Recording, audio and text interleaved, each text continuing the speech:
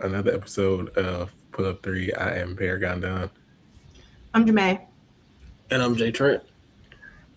and today we'll be talking about our game of the week: Duke versus Louisville, um, ACC and Big Ten. We talked about ACC and who we talked about last week? Big SEC and SEC and Big yeah, 12 Big 12 last week. last week. Um, CBA stuff because we did not get a chance to talk about that last week, and we did not get a chance to talk about Demon of the Week, but we will make sure to talk about that this week. Um, so yeah, where do we want to start?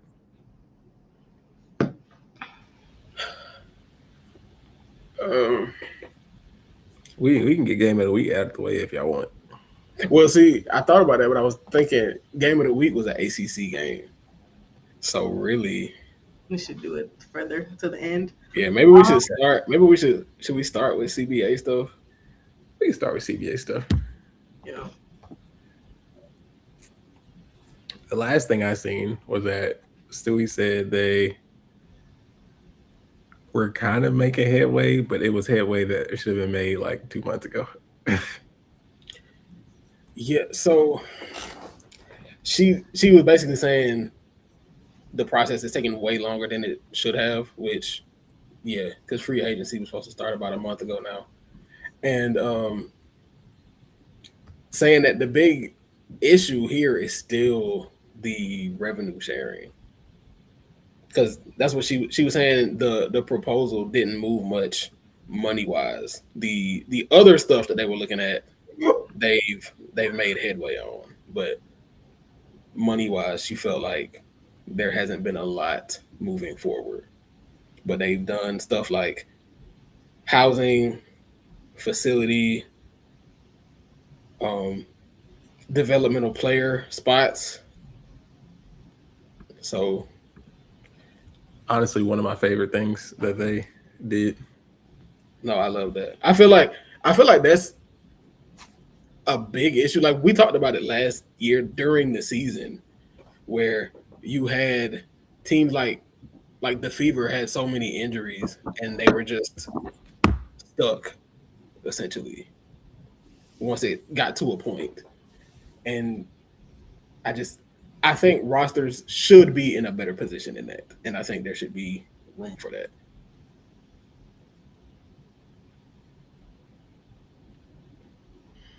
yeah, I think the revenue thing is what the WNBA players are asking for 30%, and I think the W is now offering 15%. Um, but the real issue here is that the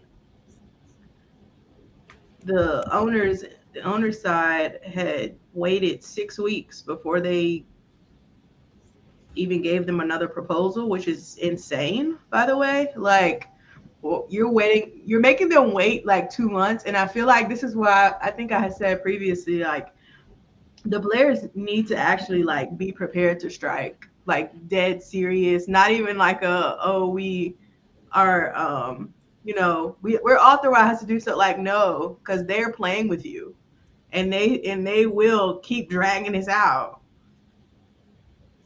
because they Yeah, know like you're asking for this one thing that's like quite frankly not hard because you're still being undersold. Like the NBA players get 50%. Like you asking for 30 is you like folding, yeah. in my And opinion anyway. they asked they asked Stewie if she felt like there was a set date to where if it's not done by this date, the season won't start on time. And she said that she doesn't know, but she was like, time is of the essence. Like a deal is gonna have to get done if it's going to get done. And apparently, what the owners offered most recently was a proposal for the players to get 30% of gross revenue, which is not the same thing, and they know that. So, um, and Still shortchanging them. they they moved the salary cap would be oh no the Players Association wants 30% of gross revenue. Salary cap would be 10.5 million. Max salary would be about 2.5. the WNBA's proposal was initially was a $5 million salary cap, max salary $1.3 million in the first year, and then the max salary would raise to about $2 million. It's like you being cheap on that. Like you already owed them $1 million. Like now you're like, oh, it'll get there eventually. Like you actually owe them money now, today. You actually owed them money yesterday. But like, and see what they're saying is the players are asking for 30% of gross revenue. What the owners are saying is we'll give y'all 70% of the net revenue, which is like that's once we take everything else out. So That's nasty. I them for kind of holding the line on that. I don't know exactly what they'll get to, but we'll see.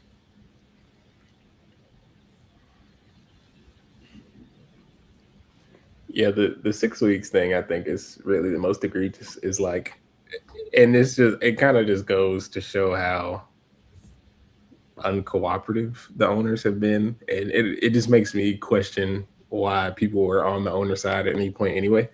Because it's like even if you thought the W players were asking for the most obscene things, for the owners to not say anything to them for a month and a half is ridiculous.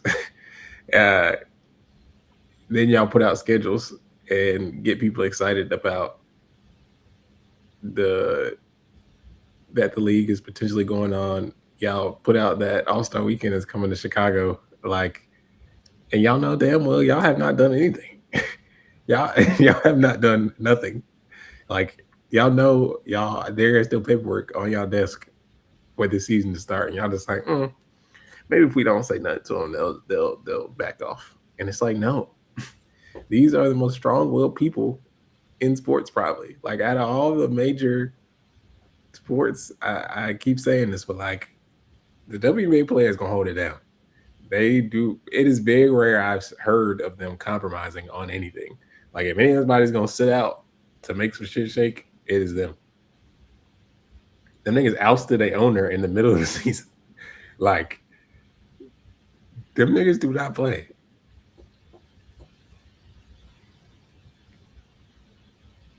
It's funny that I was talking to somebody about this today because the NBA All-Star Weekend is this weekend, and they're bringing back the Shooting Stars competition. And historically, the Shooting Stars was active NBA player, NBA legend, W player, and they were like, "Oh, where's the W players?" I was like, "They're not showing up to nothing until that thing gets signed, like nothing." Man, if them niggas hate Kathy, Silver, like if them niggas hate Kathy, I know they can't stand Adam Silver. Like, it's no way. It's no way. No, I think they were under the impression that, well, I ain't gonna say there's a group, but it seemed like a few of them was thinking that Adam Silver wasn't the main guy behind this. And I feel like that's been corrected in the recent, in some of the recent discussion, but like, Adam Silver is the real criminal here, guys. Like, I like, Kathy is absolutely a criminal, but he is the criminal. Like Connecticut going to Houston is absolutely an Adam Silver man. I was literally thinking about this earlier because like Kathy has a lot of things that, maybe she's not the most personable person. Maybe she's not someone that is like friendly. But Kathy care about money. And it would not make sense to me that Kathy would say no to the man who pulled out $325 million, like damn near on a whim. He was kind of like, yeah, actually, we gonna do that. Especially when your league has been coming to this one city for the last 2 years, maybe 3. There's no way Kathy is saying to me that I'm gonna turn this man money down to get less. Like that is an Adam Silver move. I care about my NBA owners move. No way Kathy does that. Like, if she don't care about nothing else, she care about the money. And getting less when somebody else offered 325, you should have. Kathy probably was in there like, you not gonna offer 4? Like, where your money at? I don't know. I don't know. But I don't know. They need to be prepared to strike. And I feel like the other thing I want to talk about a little bit. Well, this is sort of a tangent, sort of not. Y'all are being racist, and this is for WNBA fans, specifically the one person who was like, we should have never let Fee say something. We should have let Stewie say something because she's the logical one. And I just want you to know that is racism speaking. That is absolutely racism speaking, that you think the white lady who ain't said much of anything besides, oh, I think we'll get a deal done, should have been the one to make a statement because you feel like the other girl is a little bit too emotional. And I want to be very clear that that emotional statement is the only reason why most of y'all are probably even on their side in the beginning. Because a lot of y'all would have been on Kathy's side, especially when they pulled out them schedules. Y'all would have been like, oh, just take the deal. Now y'all know them people is grimy. And you would have never known that if that lady who was so emotional hadn't got up there and said what she had to say. So stop being racist. It's jumping out and it's weird.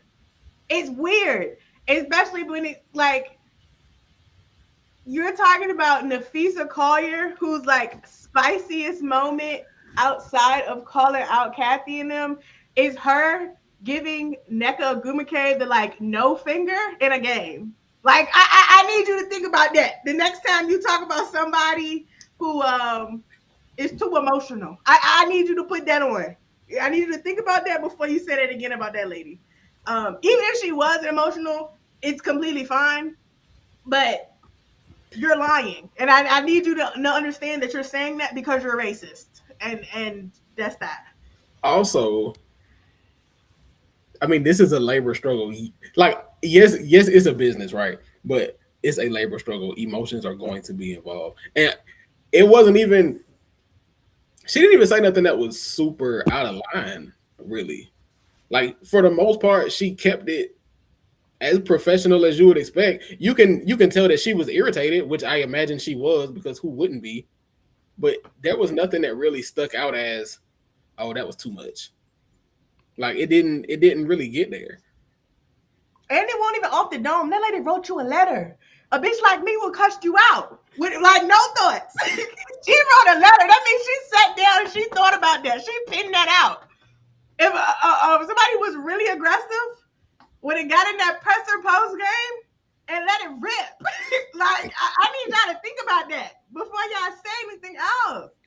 Y'all acting crazy. You know, this is reminding me of, so during All-Star Weekend or WNBA All-Star Weekend, when they put out them shirts that pay us what you owe us shirts, and people was mad about the pay us what you owe us shirts.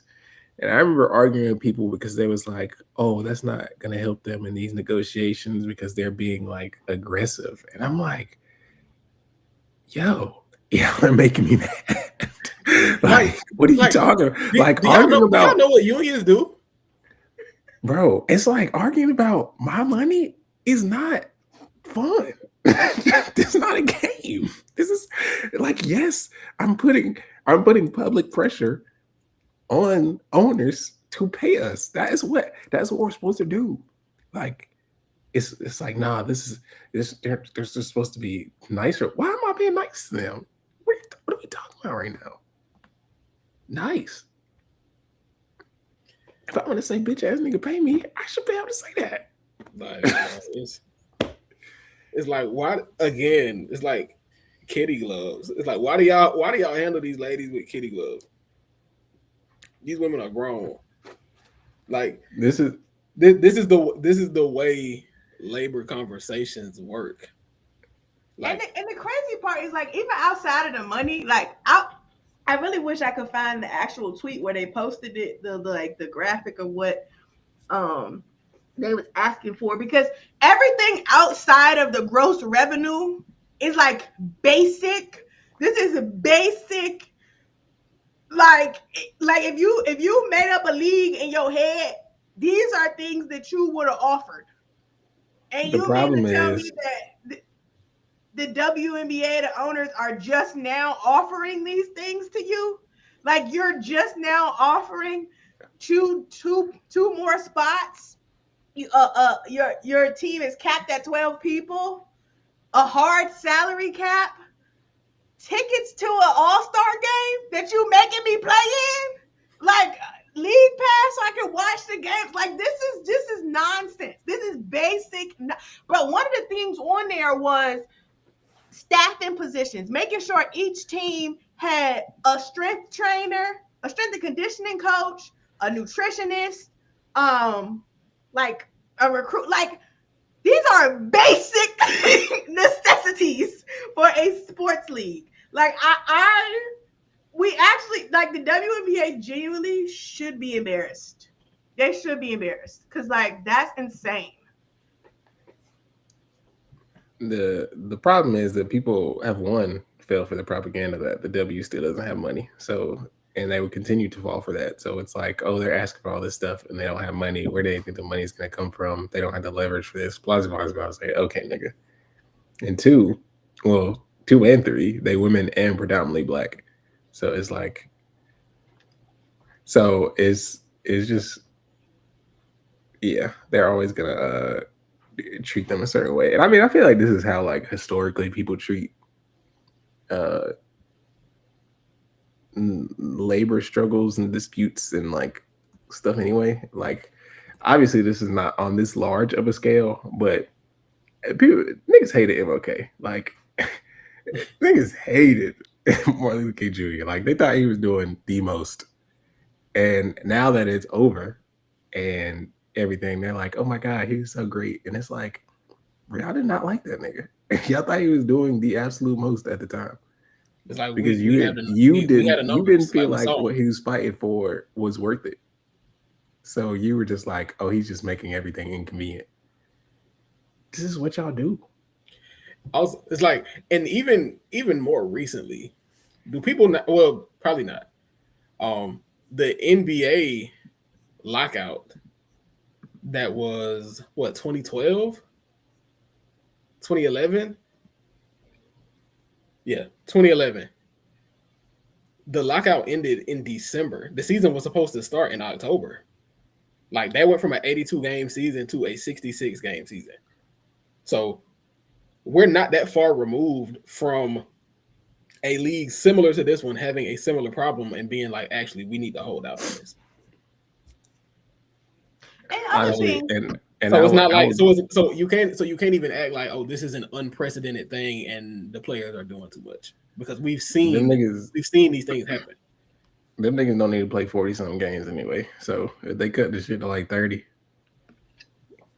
maybe this is how it's supposed to go regardless. The other thing too is, like, all the people who are being like, oh, well, like, if they don't play this year, they're gonna lose viewership. And it's like, okay, like I am I supposed to care about that? Like, no shade. Like, am I supposed to care about? And then, like, I get that viewership is important from a numbers perspective and woo, but, like, again, the W has already shortchanged these girls. Like, they've even without the whole gross revenue. Oh my gosh, Shakira. Even without the whole, like, gross revenue thing, like, they've already said that the players were supposed to get 9% of, like, net revenue, and they never hit that. Which is already questionable. They never hit that, and the WNBA themselves are not opening the books. Like, y'all already owe them money. Like, I don't know. Like, I can't get myself to care about, oh, viewership is gonna dip. Okay, like, the WNBA was already on a steady path of viewership going up. So if you saying, all right, maybe we don't get a million views at the top games, but will get 500,000. I think the WNBA players will be cool with that. I think that's fine. I think that's fine. I really do think that that's fine. They already got the TV deal signed, like Ion and NBC and all. They're not gonna come back and be like, y'all gotta give us money back. So like, it does not matter at this juncture. Like, man, once that TV deal was signed, if two people watching the games on TV, I'm sure WNBA players gonna be like, well, the check clears. The check clears the same. It's like being a substitute teacher and like niggas is crazy. It's like I don't gotta do nothing. Like my check come regardless. Y'all ain't gotta learn. Y'all gotta watch.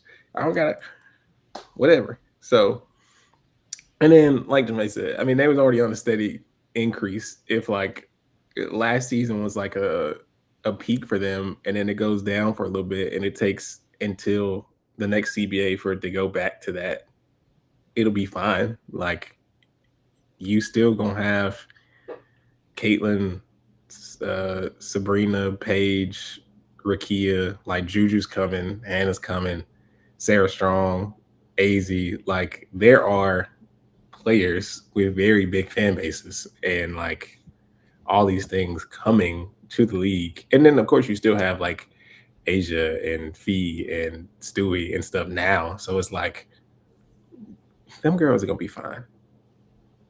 It ain't too much viewership that's gonna leave. And if it is, it ain't gonna be for too long.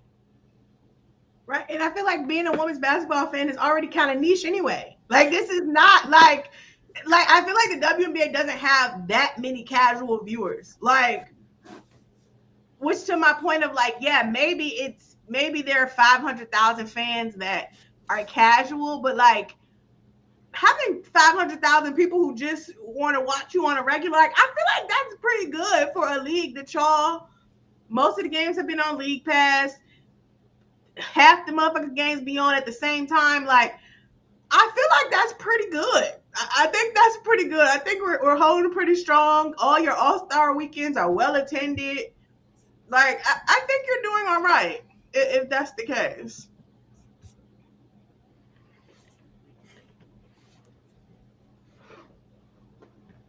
As long as they don't start acting like they've been pushing the line with All-Star weekends. I need them to relax because the more fans they get, the more they acting like this $1 million event, and I'm like, hold on now. The prices for the keep going up. The price of the brick don't need to be going up for this. They said we got to get our money back somehow. It's like when people be doing them tweets like the price to get in such a game is only $6, and it's like good. That's good. Like fantastic. Exactly. It's like that means the games are accessible. This is what we want. Like do y'all want fans or not? Like, do y'all want people to watch the game or not? Like, I don't know. Nobody want to keep paying $100 to keep going to the game. Like, it's so funny to me. It's so funny to me that when it comes to sports discussions and things like that, people start talking like they got their MBA. Like, calm down. It is okay. It is okay. Like, niggas gonna be having a degree. And it's just like, he said the tickets to get in is only $16. That's not a good return on investment. Who cares? I want to go see a basketball game. Like, come on now. That's what I be saying. Like, what difference do it make you? Like, you are like, did you buy the ticket or not? Like, me personally, I want that motherfucker to go down to $16. Let me get in there for $16. I'm already sitting in the ceiling. Like, it should at least be cheap. Exactly. Niggas read Rich Dad Poor Dad and think they can make WNBA some money. Like, you still don't know what's going on. I'm sorry to tell you. The 48 laws of power is not changing how your life's going.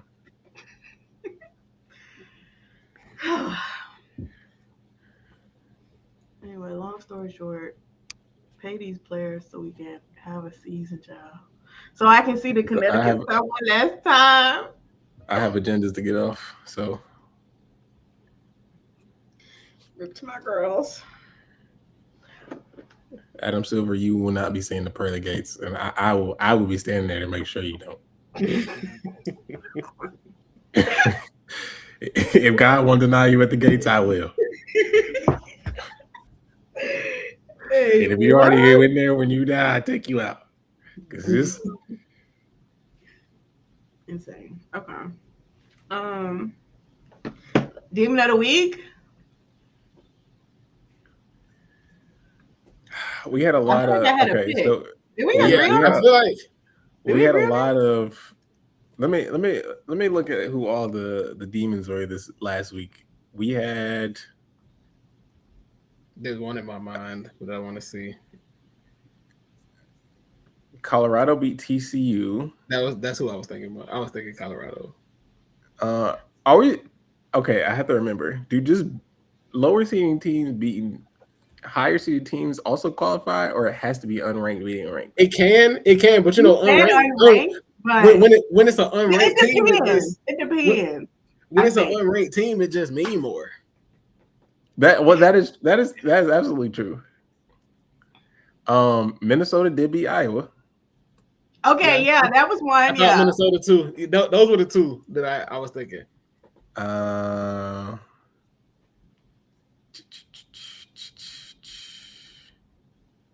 feel like did I text y'all about another one?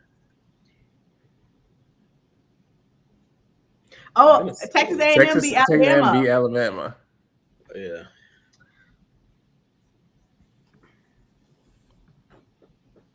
I might be inclined to say Minnesota only because of my previous statement last episode where I felt like Iowa was the blockade of if you worse than them, you not that good, not that nice, and if you better than them, you nice.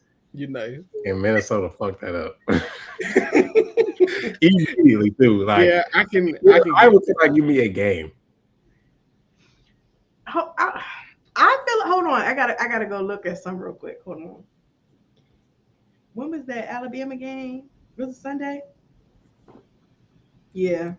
Mm-hmm. I think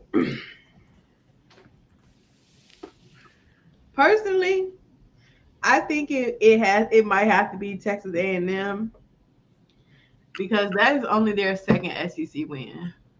Like they didn't beat nobody. And they've been getting their ass whooped for weeks.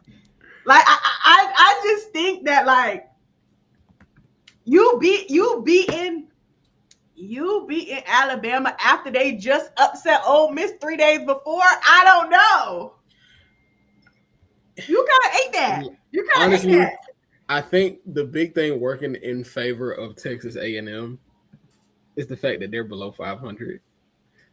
They're bad. They're below. Like I know Alabama was only ranked 23, but Texas A&M was 1-8 in SEC play, and they beat y'all. Your second win comes against a ranked team. Yeah. I don't know. Look, that's that Georgia vibe. Hold on. I did forget about it. Yeah, I did forget about this game. So. What day was that Colorado game? Was that also Sunday? I'm laughing at TCU losing to Texas Tech, beating the mess out of Houston, and then losing to Colorado immediately after. Hey, look, the just Big 12 is not a stank sandwich. Hey, look, the Big 12.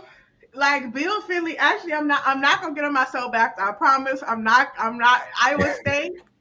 I've decided I'm gonna stop letting them affect my mental health. Today, in this moment, I have decided to stop letting them. You might have to take a break from Ohio State, like Jay took one. I mean, you have to take a break from Iowa State, like Jay took one from Ohio State. I'm off that. I'm off Iowa State officially. Last night they lost to BYU. Unserious basketball was being played. Unserious coaching was happening. And again, I'm not going to soapbox it, but Bill Fennelly had the nerve to get in the press and talk about some. When we beat up on each other, people say that the teams are bad, but when other conferences do it, that's a good thing. It's like, have you watched BYU play basketball? Like, I don't know. Delaney Gibb is very good. And I'm even gonna lie, Olivia Hamlin, was shooting that ball so good last night. I said, oh my gosh, she don't want to lose. But guys, are we sure? They are like they've also won like one game. Like, oh no. In the chat, somebody said you can never underestimate any opponent in the SEC because if you do, you end up getting beat. That is true. And also, the Big 12 is not the SEC. And that's the problem here. It's like you don't get to say that. You don't get to say that. Could you imagine any of these other P4 conferences? Like, let's say, well, I mean, Iowa just lost to Minnesota. But yeah, can you imagine them coming out and saying that after that game? No. You gotta be like, no. Hey. It's like we just didn't have it. The Big 12 is even worse because like y'all was letting the Big East beat your ass. You know what I'm saying? I was trying to close my eyes to that, but Villanova, Creighton, they done beat y'all bottom half teams. Now, we're going to say the Big East is terrible, garbage, trash. UConn need to get up out of there. You guys cannot be, oh, we're going to lose one day, and like, y'all can't be mixing it up. Because then what is that saying about Big East basketball? Like what are we saying as a group? And your top teams are TCU have been riding that top 10 wave, which I still didn't even understand how they was top 10 after Ohio State even beat them. I didn't understand that. But now they're your hottest seeded team, and now they're a 17 seed, which is closer to right in my opinion. Maybe even a 20 seed. Your best team. Okay, I guess Baylor might be a 15 seed, but still, like your best team is in the middle of the pack, and they still got 2 losses in your conference. I don't know. At least the SEC can say, "Hey, it's 10 of us over here. It's 10 of us in these rankings." The Big 10 can say, "I mean, we put up a fight." I don't know. We in here. Y'all are not in there. And y'all not giving us good showings either when y'all do have to go up against these people. Don't piss me off, Bill. Not today. Not today. I'm not in the mood. The SEC just plays a gritty style of basketball that's like I feel like Duke would be a great SEC team. Like, no, we don't need Duke them in there. Stay where they at. Duke, not to say that like they would be like some amazing play team, but like, and we'll get to Duke, but they're so damn like everything is so nasty there. It's like I feel like the SEC would appreciate that. Like Duke is like, if we gonna be ugly, y'all gonna be ugly. Tara Lawson was Tennessee, so I mean, it's in her spirit. That's in her blood. Duke is very like, this will not be a pretty game on either side. If you watching this, you love hoops. This will not be an enjoyable basketball game, and I respect that. So I mean, like, it worked. Chicago's cheater in the chat. They said Duke is back. Hey, Duke ain't lost in a long time. Listen. I had to hear, oh my God, I can't believe she's coaching the USA team in so long. Everybody been waiting for her to lose. I know if they had lost to Louisville, that would have been the first tweet. Like, but I had to hear that in the group because she know what she's doing. I'm screaming. Okay, so it's our demon. Our demon is who are we picking? I'm picking Texas A&M. You convinced me. You convinced me. Yeah, I'm fine with Texas A&M. That was very Colorado. You did good this week, girlies. You did good this week. Colorado. Shout out to Minnesota. Minnesota, you would have been demon of the week and damn near any other week. You decided to be demons in the wrong week. Especially since Iowa was making a little comeback. Minnesota, you could have folded, but they didn't. So, congratulations to you guys. But Texas A&M, your second win. Y'all ate that. Joni, look, we don't have to hear about her getting fired. It's up right now. We're doing good. Texas A&M, Demon of the Week. Love that for us. I guess we could look at potential demons for the rest of the week before we get to Duke. potential upsets. Who's gonna get upset this week, girl? Let's see. You know, it's so funny because I thought so today, right now, UCLA is playing Michigan State, and I was like, I didn't think they was gonna beat them by any means, but I was like, oh, they'll get them a run for their money. No, Not at all. not even close. Not even close. UW and Iowa. UW is playing Iowa pretty close, but we got like 2.5 minutes left. I don't think they got enough. 7-point game. You don't think? Oh, Iowa kind of on a. Okay, hold on. Yeah, UW might be cooked. Iowa needs this win though. Iowa need this win more than them. I fear they'd have lost the last 3. They in fact need this win really bad. So I'm gonna hope for them. I will ask Texas A&M. Can you do something else for me? Now hold on. Who is the something else? They play Kentucky tomorrow. Hey, they play Kentucky tomorrow. I need that. I need that. In fact, I need that. I need that. How are we feeling about Oklahoma State versus Texas Tech? Oklahoma State is so fake good, y'all. Like they are the fakest good team I ever seen in my life. Texas Tech better win. I actually watched Texas Tech play basketball yesterday, and Bailey Maupin. I mean, she was our player of the week a little while ago. She is actually very good. She's very good at basketball.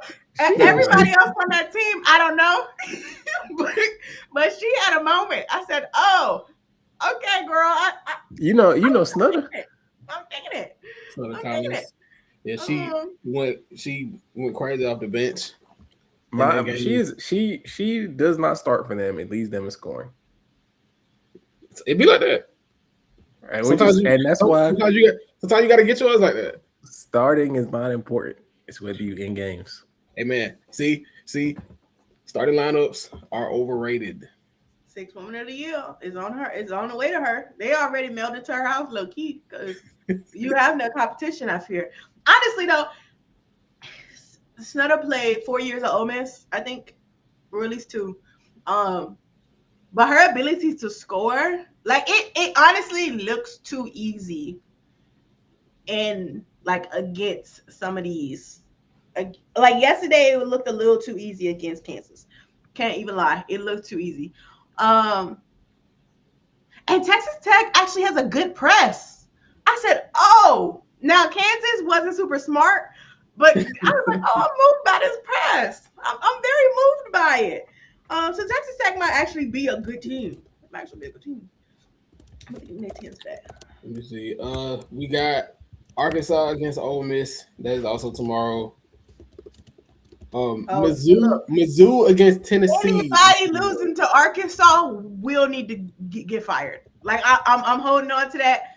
Coach Yo, don't piss me off, because I actually will not. I will get on the internet and not defend you. I will call for your job. Don't do it. We got Mizzou, Tennessee tomorrow also. Okay, hold on. Kelly Harper going back to her old job. Unfortunately, Tennessee needs this win more than them. But I feel like if Kelly Harper gonna do her best coaching, it might be tomorrow. It might be tomorrow. I see, and I seen that, and I don't even know if like Tennessee on such a so vulnerable right now. It's like, dang, you taking advantage of the weak.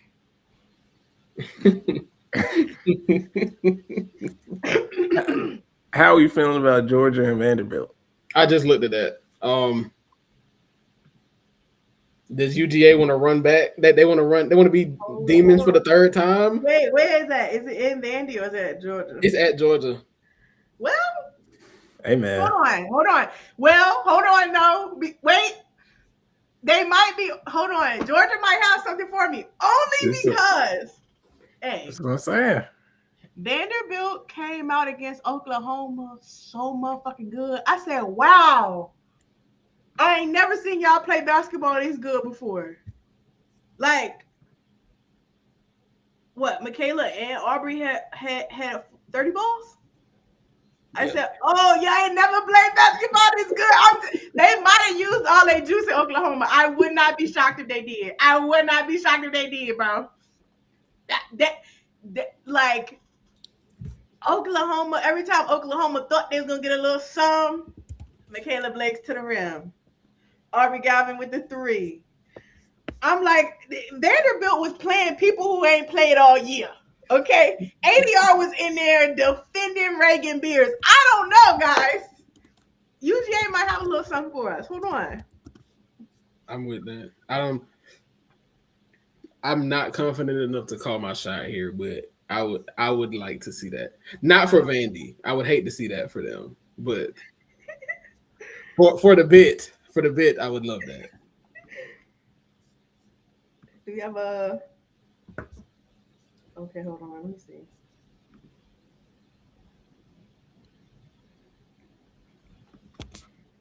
I think I'm calling Oklahoma State. Texas Tech. Yeah, I think that's gonna be my call. I can see it. I can see it. Oh, and Oklahoma State is at home. I'm looking forward to. I guess they wouldn't necessarily be demons, but I think Duke versus UNC is going to get disgusting. Oh, it absolutely is. The greatest rivalry in sports, like, it's getting gross. It's gonna get disgusting in there. It's already that shit might end 2021. The game further showed South Carolina losing to Oklahoma was a stupid loss for them. Bro, every time I get mad. Every time I think about it. But they did need, like, South Carolina literally had to lose for the plot because there was no other reason. Like, that's how you tighten up. God said, y'all not taking this serious enough, so I'm gonna show you something. And every Oklahoma loss after that has been embarrassing. I said, oh.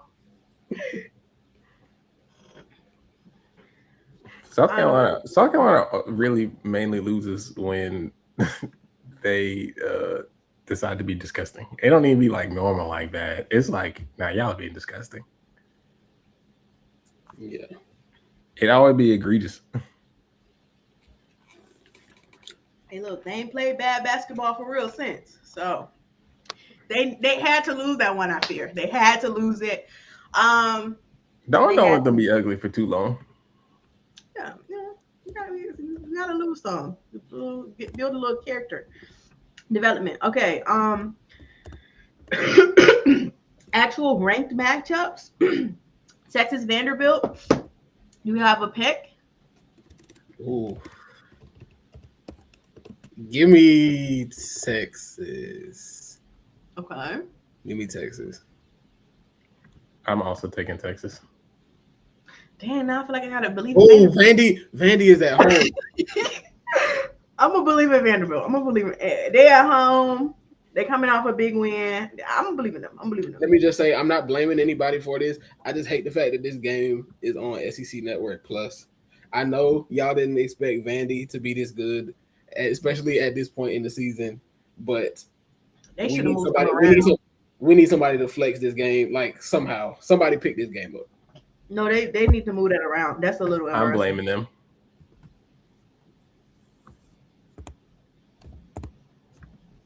Hold on. TCU Baylor. That's gonna be. They are on ESPN, child. Maybe we need to swap. They do. They do need to swap. Actually, do they start at the same time? They do. Well, 7 and 7:30. I'm going with Baylor.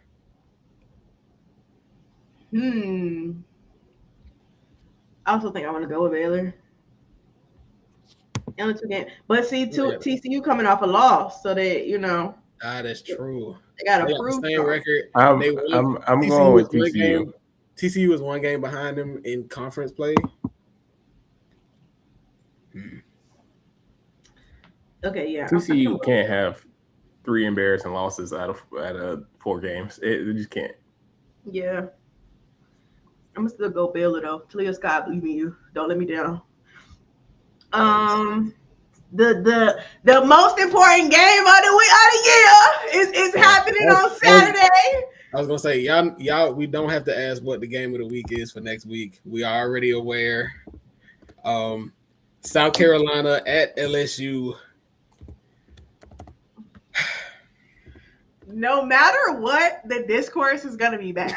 Like no matter what, the discourse is gonna be bad. I'm not prepared for it. Unfortunately, I'm not prepared for it. Oh, who we going with? South Carolina by 11. And a number. Ooh. A double-digit number at that. Ooh. I think the game will be close majority, and then they'll have to start fouling at the end. And I don't know, man. I don't know. It just means more. I don't know, man. It do just mean more though. Oh. But that's what I'm saying. That's why I think it's gonna be close, and then the final score is gonna look like it wasn't, but it was. If you watch, you know it was.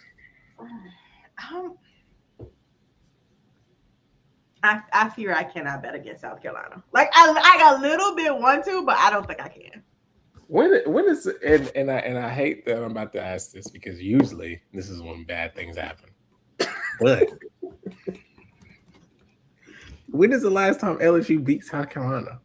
Like 2002, no joke. They've lost 17 straight times. It's just like, is this really the roster is about to change that? Malaysia revenge game. Dang, they do have that. And LSU does have plot. But yeah, since South Carolina hired Don Staley, they are 18-5 against LSU, and they have won each of the last 17. Like that's insane. Don Staley got hired in what, 2002? Was it 2000? Let me see. Was it or 2005? Did I make that number up? Let me see. To South Carolina? When did Don Staley get hired? I thought she got hired in like the 2010. She was coaching at Temple, wasn't she? Yeah, she was at Temple. I thought she got hired early. She got hired in South Carolina 2008. 2008. Oh, okay. Yeah. So two things.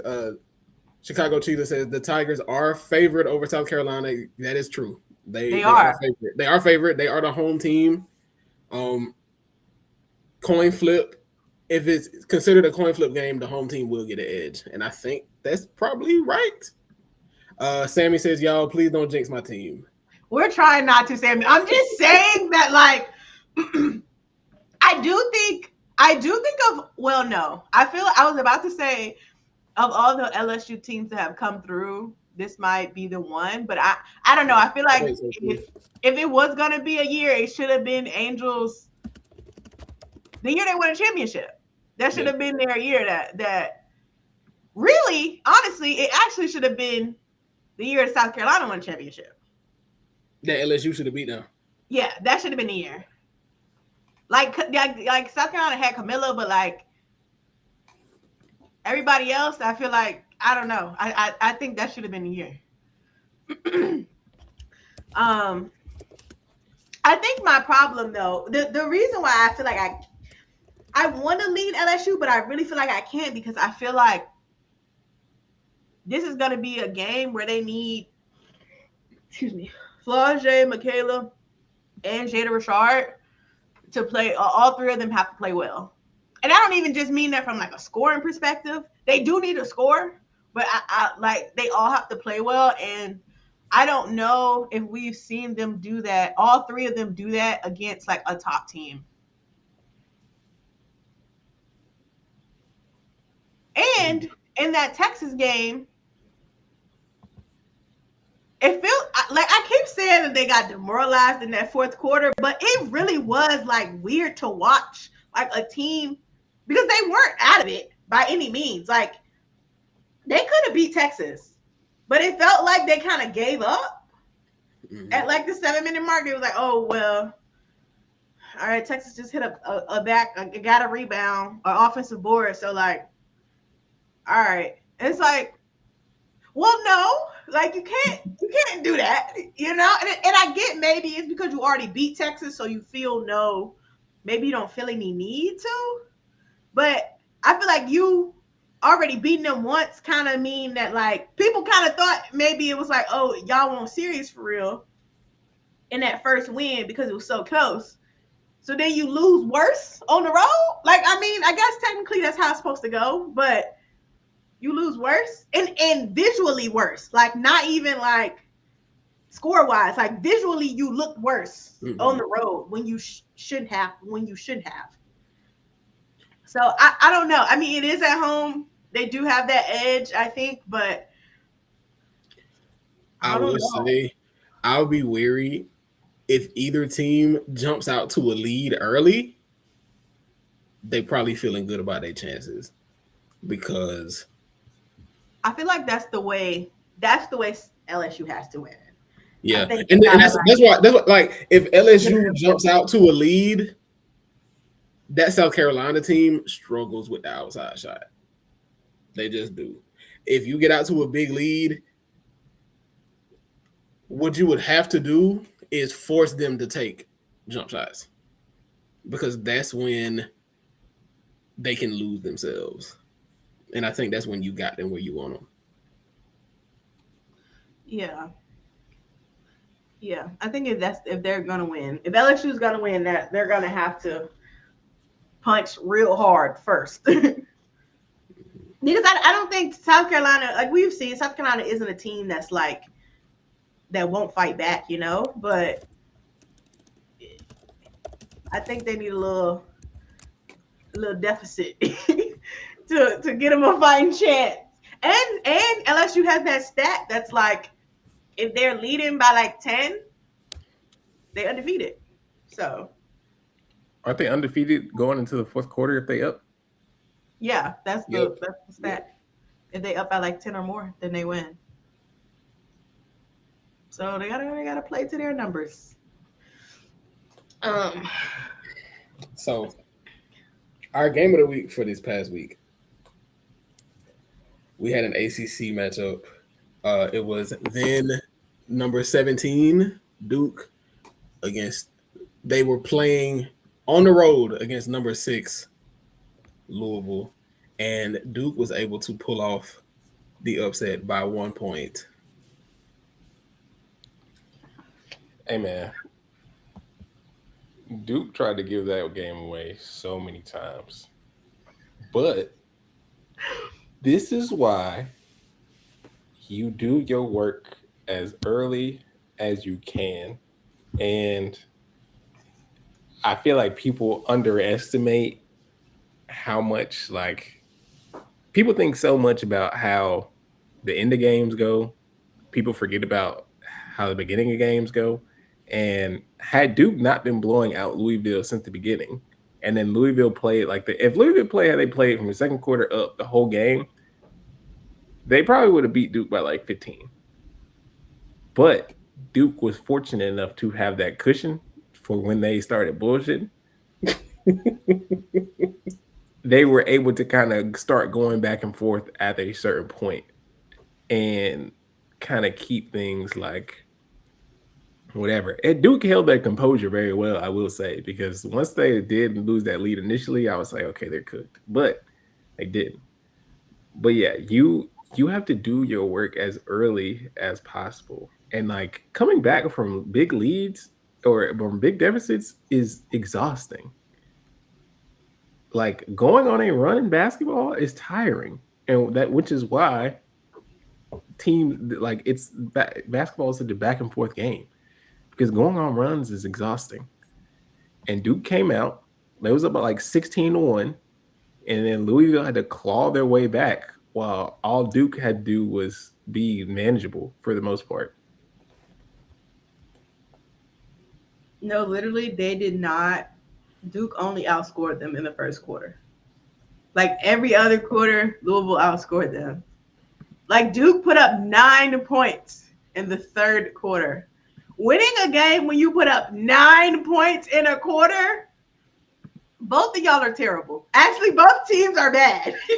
You need to wake up that both of y'all are bad. If that can happen. So that's just, I'm scared of y'all. So I'm looking. Duke was up 12 at the end of the first quarter. They were up 10, I believe, at the half. And at the end of the third, it was a 3-point game. And it's just like, y'all, they did try to give that away. It's like at the beginning of the fourth quarter, I was like, oh, Duke is finna lose this. What I do have to give credit to them about, look to Louisville about, is that Toby Fournier was killing them. Like, I thought she was about to have the game of her life against. When I tell y'all, so I'm looking at this play-by-play. The Toby Fournier scored a layup at 3:48 in the second and did not score the rest of the game. She had 15 points at halftime and ended the game with 15 points. That's actually so crazy, bro. To not get one more point is nuts. And she played 37 minutes, so she was on the floor. Bro, she was out there. She had 3, 5, 7, 8. She had 10 with 2 minutes left in the first. So she was going crazy. And then she only scored 5 more points the rest of the way, and none of it happened in the second half. So Louisville kind of figured out, okay, if we shut this off, we can kind of get this together. And I do respect that. However, they still did the Duke's defense is still extremely elite. Like, I know we joke about them making games ugly for everybody else, but like they really make stuff nasty. Like nothing that Louisville got off was clean. Nothing. Ashlyn Jackson hit a really big three out. She had a bad shooting game for the most part. That three almost made me jump out of my seat. I was like, dear Lord, thank God. Yeah. And if you like, and it wasn't even like we pushed the ball, she opened three. Like, this was a transition, like step back three. I said, bro, why would you do that? And this is why you don't, when you know what you're capable of, this is why you don't stop shooting. Hey, Ashley had me scared. Y'all know I love her. But I don't think she had hit no threes at that point. And she came down and knocked that one down. I said, oh. That was the only three she made in the game. She was 1 for 6. Like, that's your dagger? Like, it was low-key the dagger until the honestly, Louisville really could have won this game. And like, it's Amari Berry. I feel like I jinxed her because I've been calling that lady clutch time this whole time. And then she was at the line to win the game and she missed the free throw. I said, oh. Yeah, no, that hurt. Amari. That hurt. It hurt me, not because I was rooting for Louisville. It just hurts me to see you miss free throws, especially in situations like that. And she's a good free throw shooter. Like, it's not even like, she's somebody who missed regularly. Like, that was the only free throw she missed. That was like the only one she missed like all year. She was 3 for 4 from the line in this game. Legitimately, hold on. Let me look at this. I can't do this math. Let me pull up a different thing. She was like not. She don't really be missing. Hold on, let me go back to this. Those are 3-pointers. Before, like since February 1st, that was her first miss free throw. Not February 1st, since January 1st. Oh my God. She attempted, this is 18. She had attempted 10 free throws up through that point. and she missed her first one in that game, the game time free throw. Like I feel like I would have threw up instantly because like why would you make it this morning? Like we played in plenty of games where it was like inconsequential. Honestly, I've actually knocked down clutch free throws in previous games. This the one I missed? Oh. And she was 2 for 2 before she was 2 for 2 before she missed. Like, yeah, no, that does hurt. That gotta hurt you. It gotta hurt you. But that Chicago Cheetah said Duke made winning plays and they look to run the table in the ACC. You know, hey, I can't be mad at that. I don't think they've lost the ACC game. They haven't. They have not. No, they have not lost to an ACC opponent since last season. They are currently 20-0 against ACC opponents. I wonder what their last loss was because they won the ACC tournament. So, like, I feel like they played. I don't know. I don't even want to guess. I don't have to guess. This is why I have a computer. Their last loss was Louisville. This is their get back. Okay, everything makes sense. Louisville never stood a chance. 70-62. That's crazy. They said, I need that.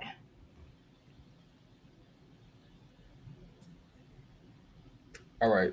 So, are we getting into ACC and Big Ten awards? Oh, yeah.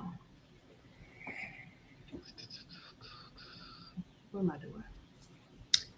Real quick.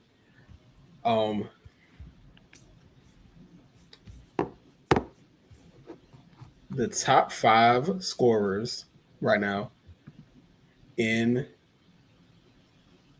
the ACC. No, let me start with the ACC since we'll probably do them first.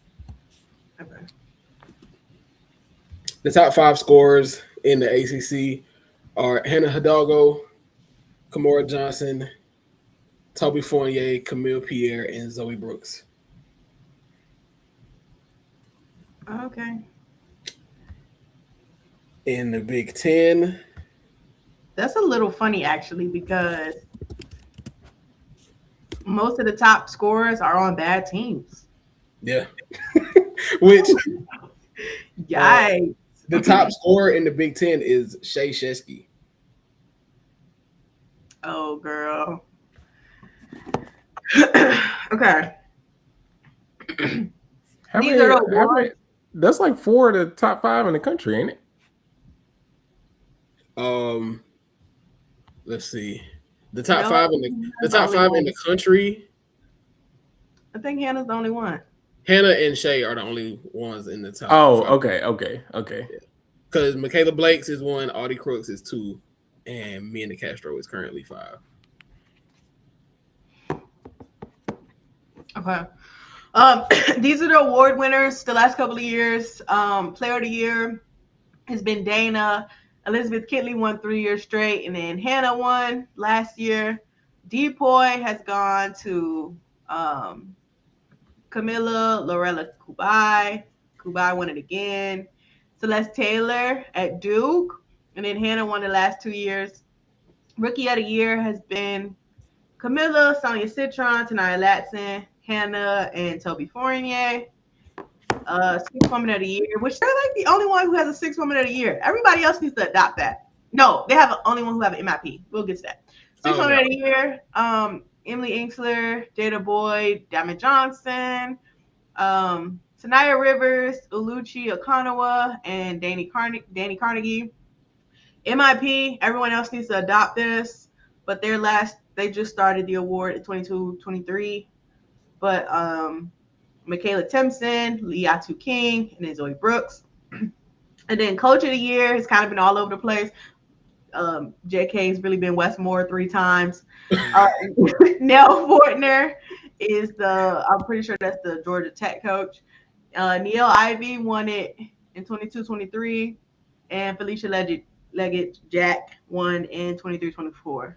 And of course, Westmore won last year. Westmore won it how many times? He done won it 3 times in the last 5 years. No, he has not. Yes, he has. I'm showing you it. No, it's not like a no, he has not, and like you lying. It's like a no, he has not. Like, oh my god. NC State has been good. Honestly, it seems like whoever is in the ACC, it seems like whoever is the top team ends up coach of the year. Mm-hmm. That's funny how it's like. I feel like with most leagues, you don't get like a consistent like you not winning this because if he won 3 out of it doesn't mean he had to have one back to back, but still they usually don't give coach of the year to people that often. Like he usually switches. So I mean, I guess they're gonna give us a top 10 every year. I mean, I guess that makes sense. But in 2020 there was a tie. Yeah, bro. That's I feel like neither one of them was supposed to be good. So they were like, yeah, y'all got to shit at. Yeah, I feel like with most leagues, it's always like the unexpectedly good award, unless you go like undefeated or something. Well, I think that's what Felicia Leggett-Jack winning for Syracuse. They were actually surprisingly good. Like a 2 seed is crazy. But yeah. So him winning 3 out of 5 is like. I'm never giving him that much credit. He didn't even turn it in last year. They should have gave it to Kara. Honestly, they might have should have gave it to Niel, but whatever. Anyway, player of the year. This is actually so interesting because I feel like the answer is supposed to be Hannah Hidalgo, but Notre Dame is bad. And it like the numbers are in fact on Hannah Hidalgo's side. And I do feel like they need to, like, it should go to her, but I don't know if we can forgive Notre Dame. What are they, like a 7 seed right now? They are. Am I overselling it? Let me look. Notre Dame. They are 9th in the ACC. Like you're a 9 seed? You think you're gonna get player of the year? Okay, girl. It should be Hannah, but unfortunately, I think it's gonna go to Toby Fournier.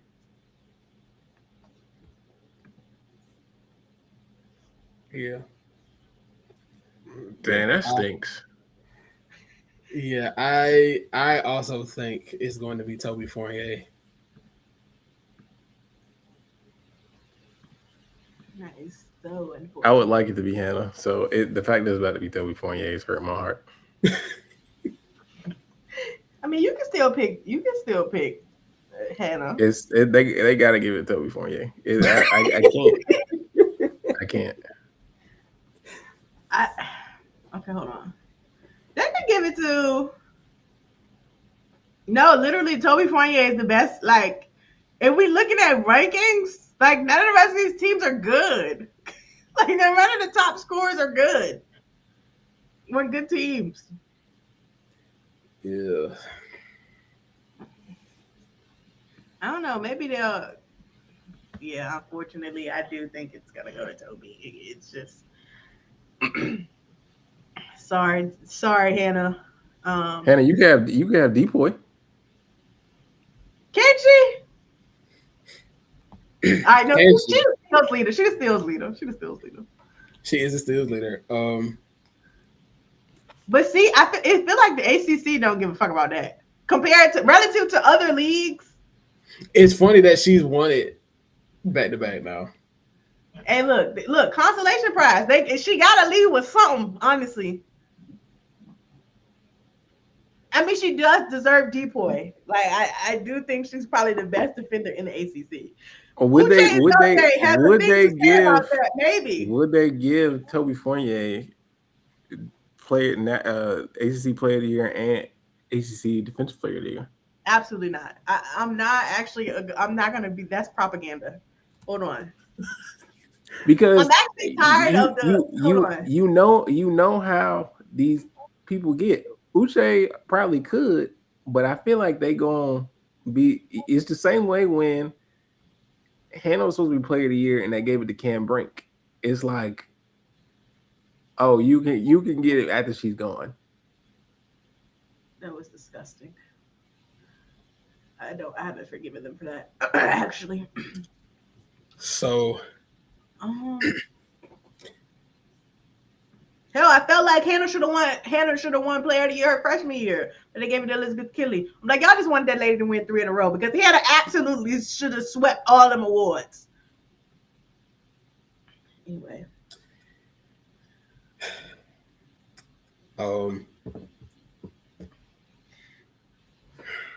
I just don't think Toby Foynier has been good enough to sweep. Like that's no, I don't. Hannah's my decoy. I can't. Hannah? You said Hannah's your decoy? Yeah.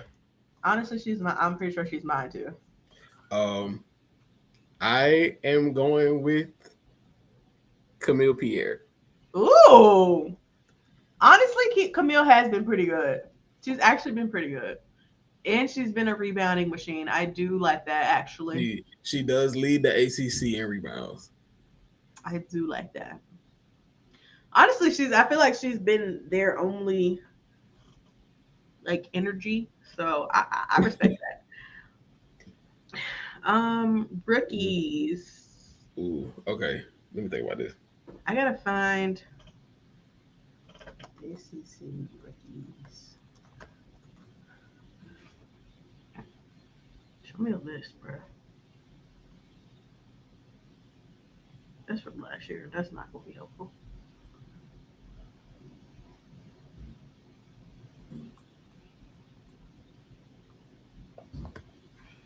The immediate people that come to mind, obviously, Uche, Zoj. The girlie's out of Stanford. What's her name? Haley Swain. Is that her name?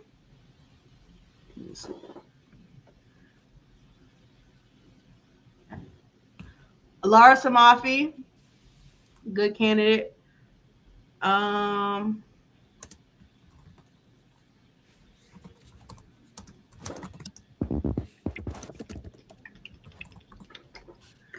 trying to think. Why can't I think of any freshmen? Why do I keep going blank every time?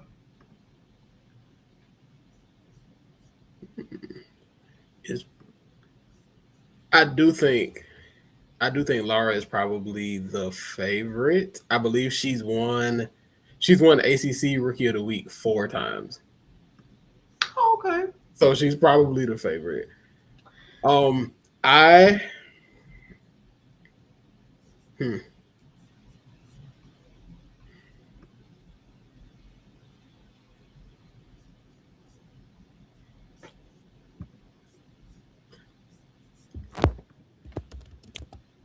can see Uche Zoj winning it though. I feel like Syracuse is doing better than them. Is Syracuse doing better than Stanford? Yeah, Stanford a 12 seed. Syracuse is 5th. And Uche is a big part of that. Yeah. I'm not thinking who else is freshmen. Duke don't have. Do Duke have any freshmen? I think they're the only one with Emily Skinner. She's not playing. Yeah, Duke does not play a deep rotation like at all. They play 7 players. I'm gonna give it to Uche. Yeah, I think I do like NC State got Kaishi Lunan. She's pretty good too. I don't know what her numbers look like, but she's been pretty good. UNC propaganda, but I gotta see. Let's see. Oh, Nyla Brooks. She's been good too. She has been good. Nyla Brooks has been good.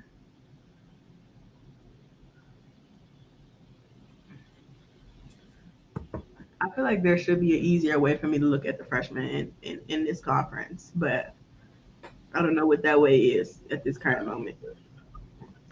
Yeah, Kashi Lunan on NC State. Uche. I don't know who these other girls are, so unfortunately for them.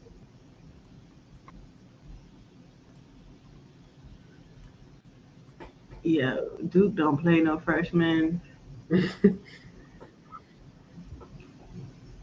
I don't know who none of them ACC girls, them Louisville girls is.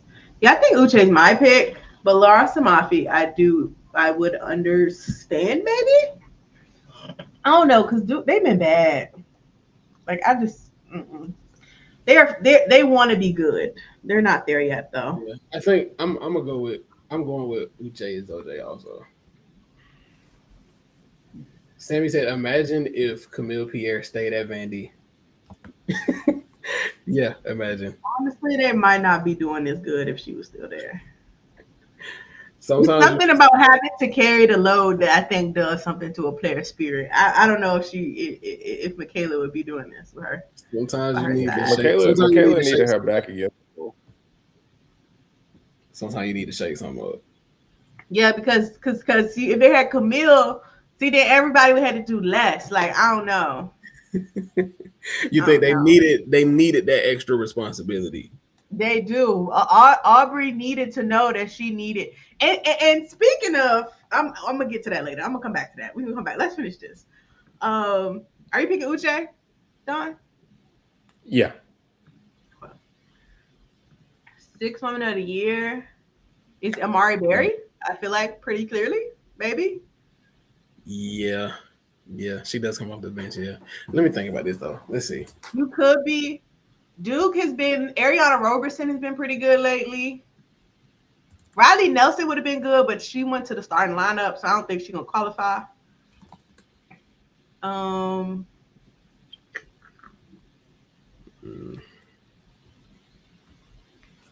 on UNC?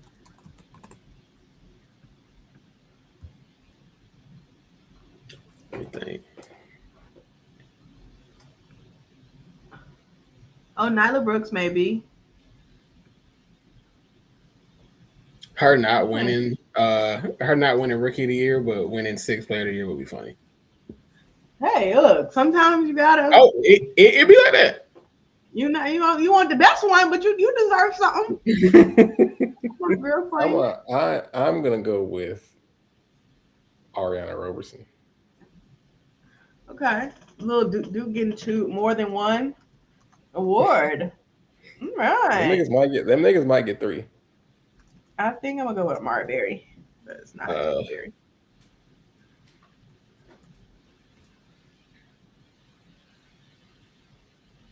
You can go with Nyla Brooks to switch it up, so be different. UNC propaganda, you already started it. Yeah. Nah, give me Nyla Brooks.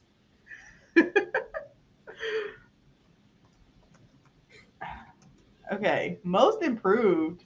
Okay, so I have a question. Wow. So for most improved, does it have to be a player that was in the ACC last year, or can it be like a transfer? I think so. I don't know what the rules are officially, but everybody who's won the last couple of years was in the ACC the year before. Yeah, and that's kind of why I was wondering, because my pick would be Talia Walker. Damn. Okay. That's a really good one. Wait, who is Talia Walker? She plays for Georgia Tech. Oh, Mama who went crazy against Notre Dame. She was our player of the week at one point. Yeah. Oh yeah. Okay. I don't know who I was thinking about.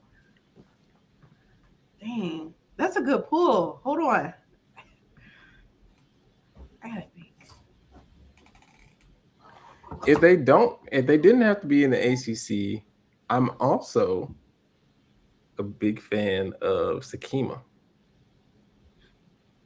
Well, that is true. Sakima has been playing really well. I guess I wonder how much they'll weigh like Because obviously, I think Sakima probably could have put up numbers had she played. Just she didn't get a chance to play a lot, and now obviously she has more. Like she has a lot more opportunity this year. I feel But like yeah, Lily made a little jump. she probably scored more this year than she has in her whole collegiate career. She made a big jump. It's a slight jump. I'm trying to think. I feel like Amari Berry honestly is kind of like my answer to this one too, but she's made a jump. I'm trying to think who else.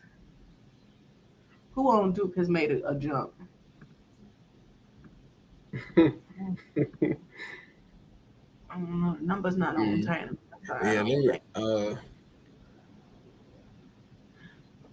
Honestly, maybe another player is Dominique Darius.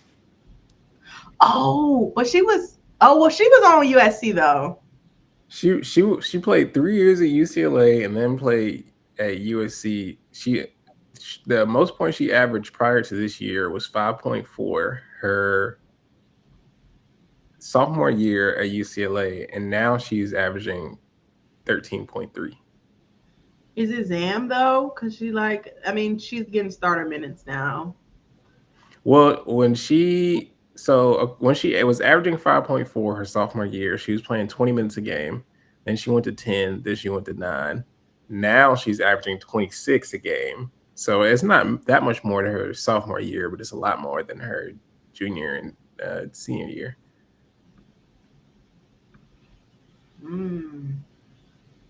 Wait, hold on. Chloe Clardy, ain't she how old is she? She's been good. Hold on. That actually might be my pick. I gotta see.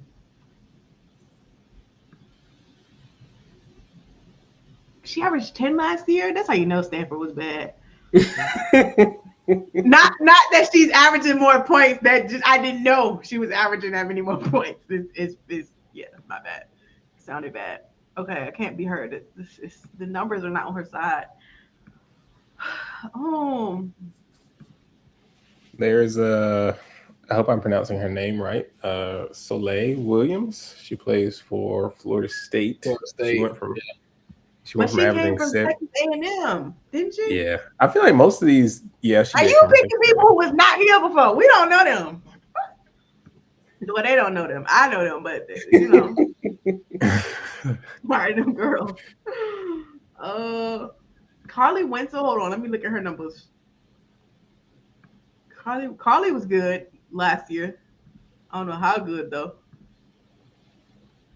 I gotta see.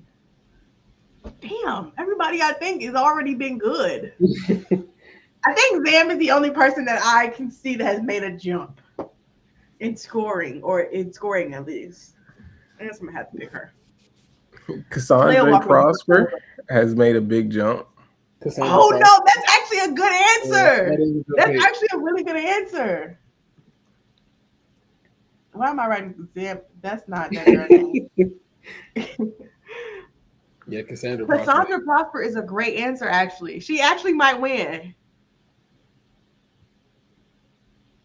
That's a good one. That's a good pool.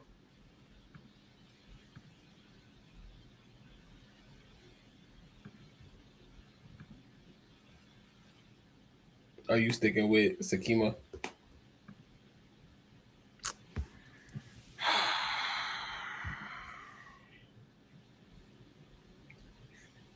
Are we? I guess we're not abiding by. Because I didn't. They had to be there last year. Oh, okay.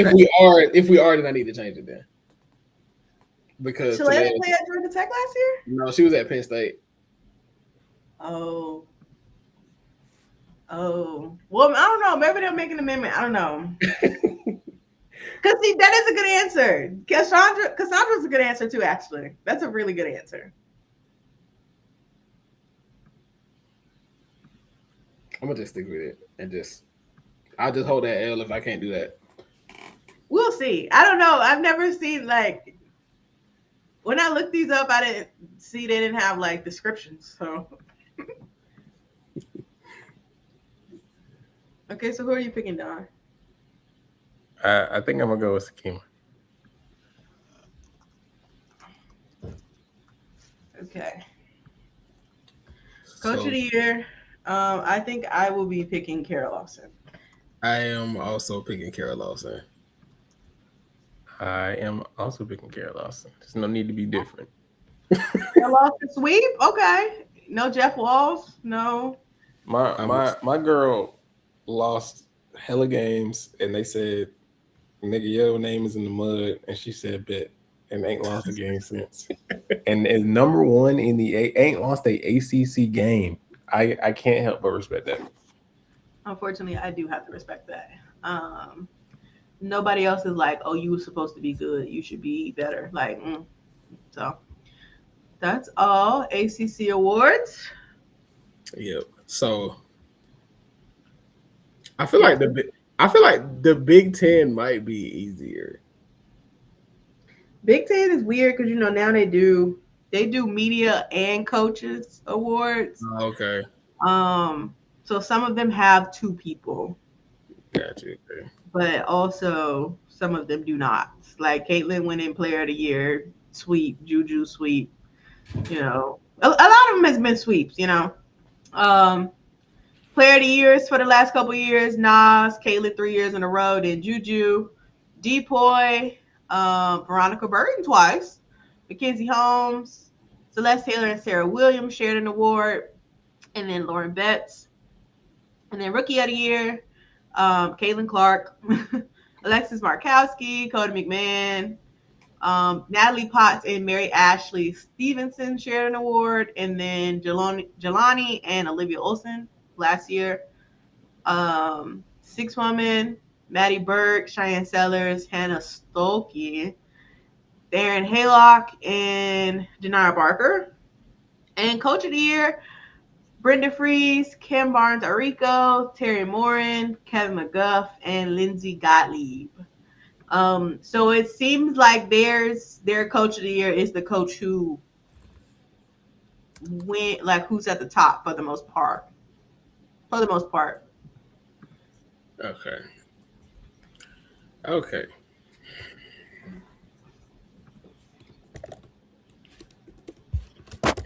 Is there going to be a Player of the Year sweep? Depoy, Lauren Betts, come get your shit. Depoy and Player of the Year, Lauren Betts. Player of the Year, I will go with Lauren Betts. Depoy.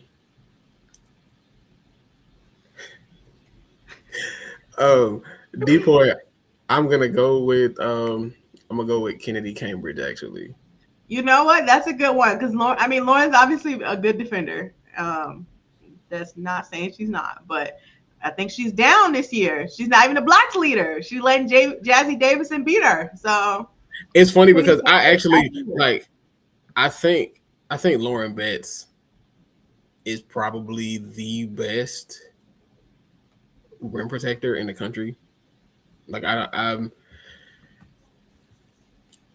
just want, I guess, it would not surprise me if she wins it. Like, she would be a deserving winner. So it's not a big deal. Yeah. So I just wanted to give it to somebody else.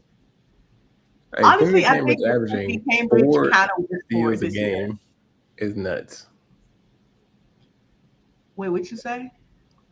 I said Kennedy Cambridge averaging 4 steals a game is nuts. No. When it's time to clock into work, Kennedy Cambridge clocks into work. This honestly, and this is just this is kind of shameless to me, but this also is kind of funny that like Hannah averages a whole other one more steal than her. Like it's like you walk around after 4 steals a game, and this is nigga walking around here with 5 points. Like, bro, what are we talking about? Like, is you cool? I would be pissed. Actually, I think I would pick Kennedy too. Because Elsa Limala, I don't know if she's all that good of a defender. She's like the only post player Ohio State has. Yeah, so I'm glad she's averaging 2.4 blocks a game, but when I watch Ohio State play, I feel like Kennedy Cambridge is she quarterbacks the defense for that team. Yeah, Michigan State having 3 players in the top 10 of steals per game is kind of a moment. Yeah, I saw that Rashonda Jones is on the Naismith watch list for Depoy. Okay, just look, she might slip in there and get her a Big Ten Depoy. Hold on. Brooke Quarles Daniels from Michigan, very good. She clocks into work. She clocks in. I do think I'm gonna pick Kennedy though. I presume you're picking Lauren Betts as well, Don. I am. We're both. Okay, Lauren Betts sweep. You know what? She kind of deserves, because Juju got Big Ten Player of the Year last year, and I'm not saying Juju didn't deserve, but Lauren did get her lick back. So I just feel like nobody gave her credit for that. And so when the award came out, like, it was kind of like Juju the big dog. I don't know. I didn't like that. Rookie of the Year. Is this another sweep? It's Jazzy Davis. It's Jazzy Davis. Oh. Yeah. I forgot about her. Okay, hold on. I have to think. Let me think. Who else is a rookie? Journey Houston at Iowa. I hope you know you got a Depoy in your future. She does. It is coming. It is coming quickly. Dang, who else a rookie in Big Ten?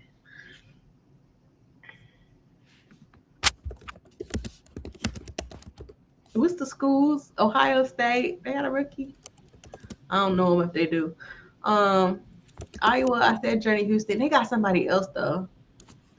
I don't know who it is. Michigan State. Michigan. No. Let's see. Northwestern? No. So it's been Jazzy Davison, Addie Mack, Destiny Jackson. Oh, Addie Mack. Yes, Maryland. And Parchment. I don't know how to say see. I'm not gonna act like I know how to say that first name. Oh no, I think it's just Ciara. Parchment, Illinois. Maya McClellan. Oh yeah, I think her name is Sierra. Kylie Kitts, Addie Deal. Yeah, so those have been the freshmen. I'm picking Jazzy Davison, but those are pretty good. Yeah, the only person. Okay, Addie Deal for Iowa has been good. Kylie Kitts has been pretty good. Who is Destiny Jackson? Who does she play for? I don't think I know that name. Destiny Jackson. She plays for Illinois. Oh, okay, yeah, okay. Her and Sierra. Okay, yeah. And then Addie Mack is the Maryland girl. She's pretty good. That's why what's her name was telling Illinois they need to stick together because they're young. She see them demons. She sees. Hey, look, she is in fact. I mean, they are pretty good to be a young team. Yeah, I do think it's gonna be a Jazzy Davis sweep. Unfortunately, I don't know if anybody else is getting any votes. Unfortunately, 6-1 man. I am going with. I kind of want to go Angela Dugalich.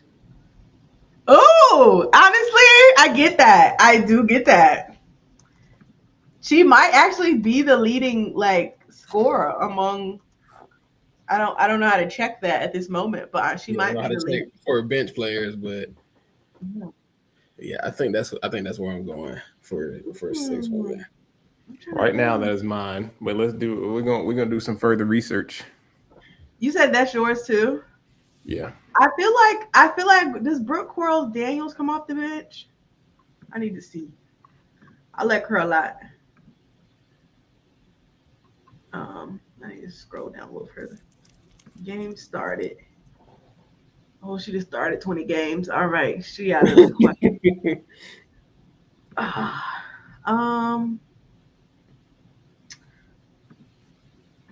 feel like Ohio State, all their good players start. Yeah, Ohio State. Because Lemmy starts, Kylie Kidd starts, Chance Gray. Yeah, April Watson is decent. Hold on, let me look at Iowa. I think they got some for me actually.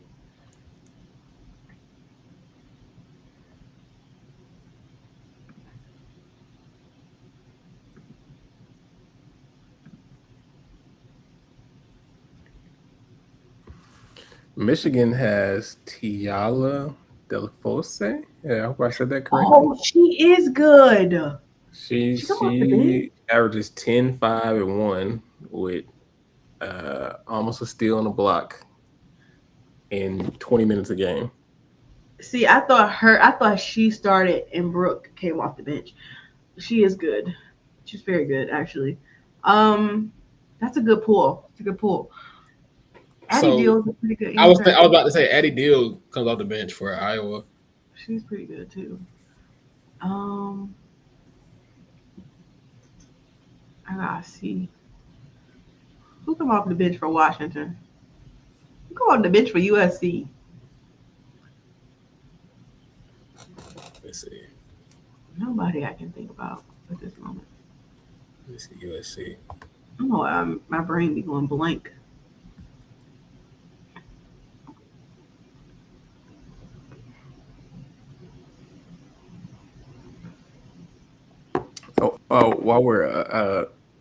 While y'all looking at this, apparently, Veronica Burton beat Courtney Williams so bad that Courtney Williams did not get the ball.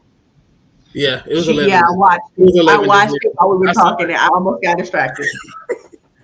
I was like, "Oh my god, embarrassing!" But I didn't want to say that out loud. So scare. That's the J curse. It lives on. I don't know if y'all saw. I did pick Courtney Williams to win the tournament, and she not only lost in the first round, but she was shut out. So that's the J curse. You do not want me to root for your team? That's what that means. Hey, that's funny as hell. Is it London? Jermaine, No. you asked who comes off the bench for USC. I think you know who it is. It's London Jones. No. Immediately no. I'm tired. She might actually no, she can't. They're not good enough for her to win 6 women. I fear. No, they're not. They're not. But she would be. She would be there. You would be a candidate. Hey, she would be their nominee. Just my luck. You can't even. Maryland ain't even got a bench because everybody injured, child. I don't even know why I looked at them. Let's see, Minnesota. Did we look at Minnesota? That's what I was trying to look at. How Briley Glenn come off the bench? Bryn McGuff. Okay. Yeah. I think he was Miss Mama. I cannot. Oh wait, did Briley Glenn come off the bench? Yes, she does. That's why. Briley Glenn come off the bench for Minnesota. I kind of like her. I don't know if the numbers are on her side though. I mean, her numbers are pretty good. I mean, they're not like the thing is bench numbers is it's. I think she does good work. I like her. I think I might go with Addie Deal though. They're at the top. They're top 4. Who came off the bench for Ohio State? It's not Kylie. Well, it's because she's been injured. It's April Watson. April Watson's been pretty good though. I've liked her in her minutes. I think I might pick her actually. I think I'm gonna go with April Watson. Michigan has Jaylen Brown.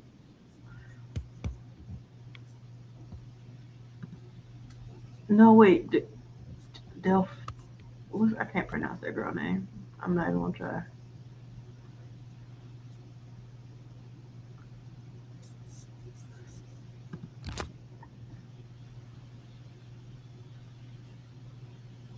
Tayala.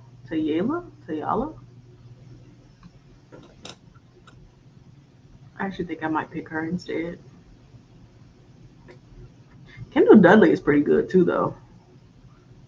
I could very well see a Michigan. Now that I look at this list, I could very well see a Michigan player winning. Yeah, Michigan kind of deep. Yeah, because Kendall Dudley has been pretty good. I do like that Tayala. Actually, that's who I'm gonna pick. I changed my mind. Sorry, Ava. You did good though.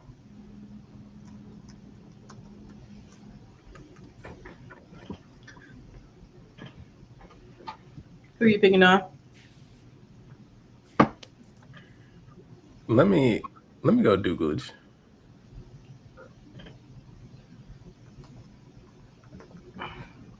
Coach of the year. Corey Close. She get the sweep, man. It feels like Corey Close year. And she hasn't won yet.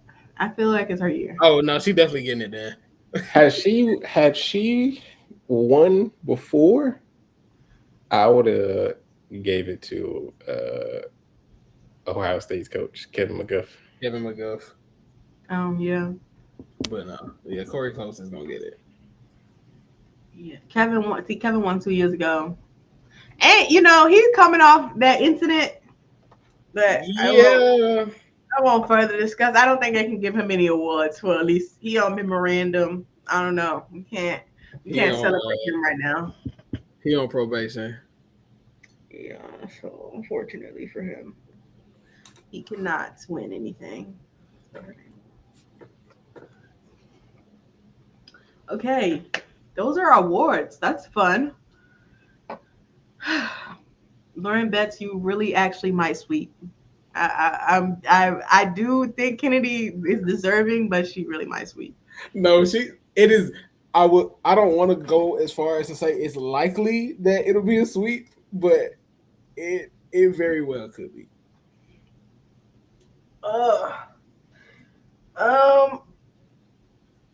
I'm gonna run through the Unrivaled matchup really quick. Round 1. Yes, the Unrivaled 1v1 tournament got started today.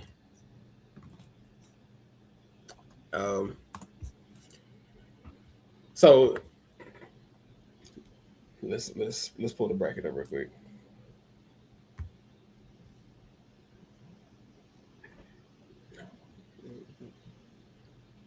Like, why do they do it like this? Okay, I'm glad you saw the same thing I saw. So, in the first round, Kelsey Mitchell defeated Rachel Banham 12-3. Veronica Burton shut out Courtney Williams 11-0. In Pod B, Paige Beckers beat Kate Martin 12-5. Arike Gumbawale beat Brittany Sykes 11-2. Jackie Young beat Isaiah James 12-4. Chelsea Gray beat Natasha Cloud 11. And a comeback win. My girl was down bad. 11-10. Great comeback win. Sonia Citron upset Marina Mabry 12-10. On a fadeaway. I need everybody to know that it was a one-leg fadeaway that Sonia Citron hit over Marina Mabry. Damn, I think so far that's my only. Wait, hold on. Ray Burrell defeated Ryan Howard 12-9. Ryan was up 7-0 in that match. I have 2 misses so far. Brianna Stewart beat Lee Rue 11-6. Shakira Austin beat De'Erica Hamby 12-10, and Aaliyah Edwards beat Dominique Malunga 11-8. So, the round 2 matchups will be Kelsey Mitchell versus Veronica Burton. Wait. Okay, so read off the matchups, and then we're gonna pick who we think is gonna win those matchups. Right. So Kelsey Plum versus Veronica Burton will be a second round matchup. Wait, no. Kelsey Mitchell. Yeah, Kelsey Mitchell. Kelsey Plum. You said Kelsey Plum the second time. Okay, Yeah. Kelsey Mitchell, Veronica Burton. I see what happened. Okay, Because Kelsey I know, Mitchell. because I'm like, I read Kelsey Plum just now, and I'm like, am I tripping? Hold on. Okay, Kelsey Mitchell, me- Veronica Burton. Give me Kelsey Mitchell. I am in fact I have to read with Kelsey Mitchell. Yeah, I'm going with Kelsey Mitchell too. We also have Kelsey Plum versus Natisha Heidemann. Give me Kelsey Kelsey Plum. Yeah. Paige Beckers versus Arike Ogunbowale. Unfortunately, I am Paige. picking. I'm not even. Unfortunately, I am picking Arike. I picked Paige in my bracket, but that's a lie. I don't even know why I lie like that. You're a Paige fan. You're a Paige fan. Don't flex now. I picked Arike in my bracket, and I am picking Arike again. Niggas trying to flex for the pod. You're a Paige fan. Come on now. I'm not a Paige fan like you. I don't know where you got that from, but you've been on that internet too long, big dog. Jackie and Chelsea. Jackie. I picked Jackie. Yeah. I actually don't even want to bet against Chelsea though, so I'm gonna go against my bracket and pick Chelsea. Okay. We got Alicia Gray and Sanaya Rivers. Alicia Gray doesn't win, I will have questions. It's gonna listen. At least Raya's already let me down. Like, Raya's already let me down. Leash will not let me down. Yeah. Alicia's like the Super Saiyan version of Sanaya.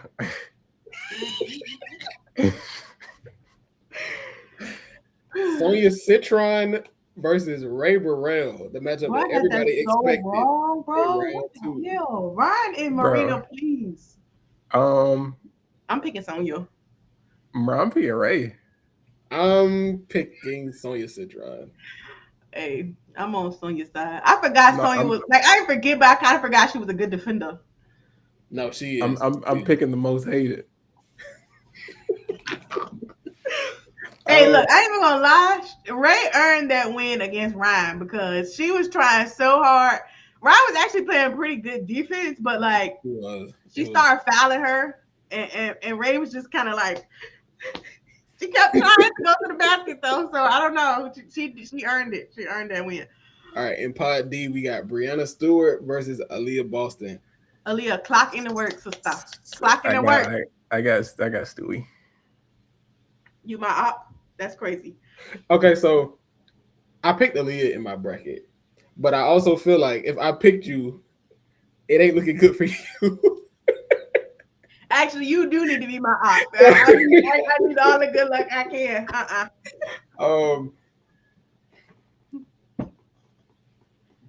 Aaliyah didn't have to play today. I'm gonna give her the edge. She had a bye. She gonna be nasty. Now, last matchup for round 2, Shakira Austin versus Aaliyah Edwards. Shakira Austin. I'm going with Aaliyah Edwards. I did pick Shakira in my bracket. She like literally at first that's her rook. She know what she already know. I'm surprised. When I wrote it down, I had picked De'Erica, and then I was like, then they played that game, and Shakira had blocked De'Erica like 5 times, and I was like, all right, I'll move. Unfortunately, that's all it took. Was for me to be on your side. So Shakira, I'm on your side. Honestly, Aaliyah Edwards low-key shouldn't even beat Dominique Malunga. I have never seen somebody clumsier than Dominique Malunga play basketball. So she kind of got out of there out of luck. And I ain't gonna say luck, because I mean when she scored, she did well. But like, I'm like side-eyeing a little bit. I don't know. I'm big Shakira though. I'm gonna go with Shakira. That's on my bracket.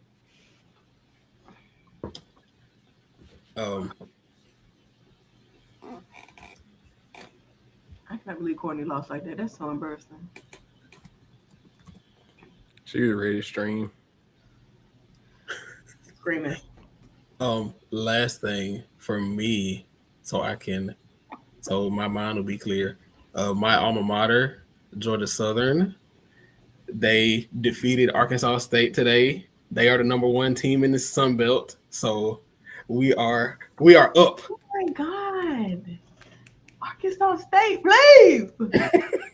Hey, you gonna go to the? I mean, I know this is not about that, but you gonna go to the ACC tournament since it's in since it's in Duluth? Is it really?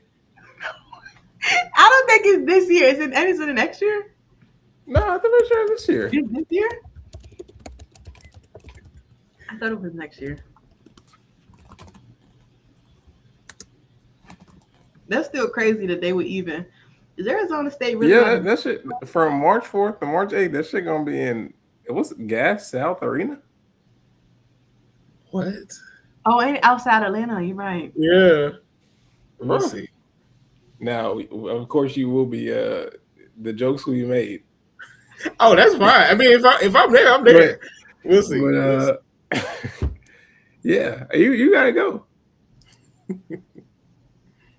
I'm so mad they moved it from Greensboro, but I'm glad they moved it to you. I'm screaming. I am not near Duluth, by the way, but I can make my way there.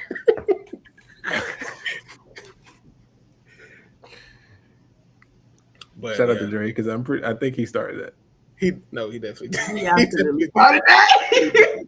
He 100% sure started that. But that's it. My heart and mind is clear. Is mine clear? Oh, I gotta think. Oh, they lost to Richmond out there.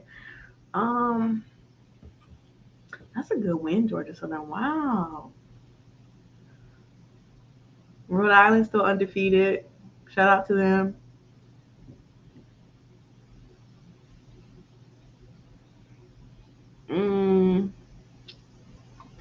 I don't know. There's none at the top of my mind, so I think I'm good. The last thing is that even though I'm on a pod with two people that hate me, I will be in Nashville this weekend. I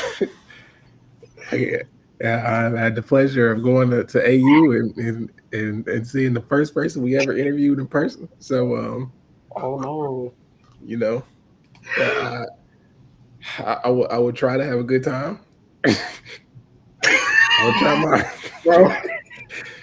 I would try my best. You don't try to have a good time. It's crazy. It's crazy. You actually need to retract that. You need to retract that. Because I just can't believe we've been doing this so long. Like finding out y'all hate me in the ways y'all did was so crazy. Like I just didn't. I didn't know. I am apologetic. I am. As am I. I am. I feel like it's gonna be like it really wasn't my fault, I don't have an excuse, honestly. It's gonna be like them TikToks where they be like, "Don't have too much," or the wives be like, "Don't have too much fun out with your friends," and they just be sending the straight face pictures everywhere they go. I'm just taking a bunch of pictures where like just looking angry. Please. I didn't figure out what I'm doing this weekend anyway. Yeah. Well, you won't be in Nashville. So you'll have plenty of opportunity to be there.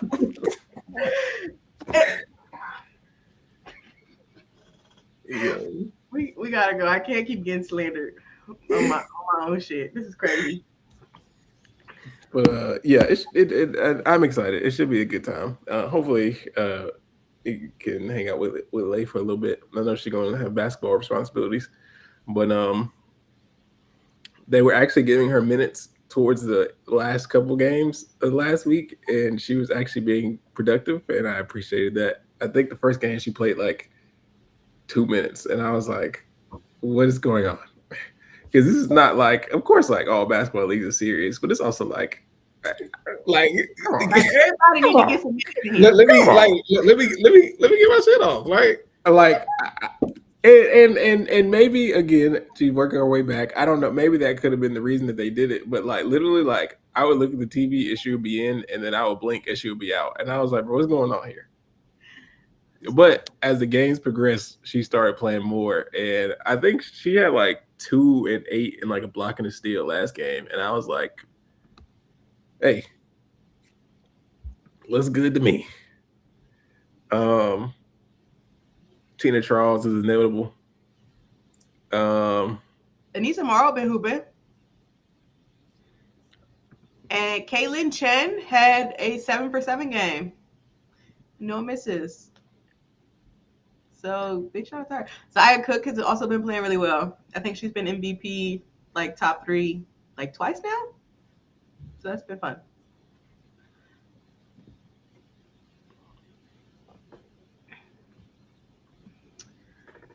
But okay. Are we ready to go now? Yes, I think so. I was like, is he frozen? I was really nervous. No, I was trying to look at these leaderboards to see if there was anything else notable at all people were playing. But yes, I think all hearts and minds are clear. Sorry, Studio Swag. No, it's good. Please. So this has been another episode of Pull Up 3. I am Paragon Don. I'm Jermaine. And I'm Jay Trent. And we are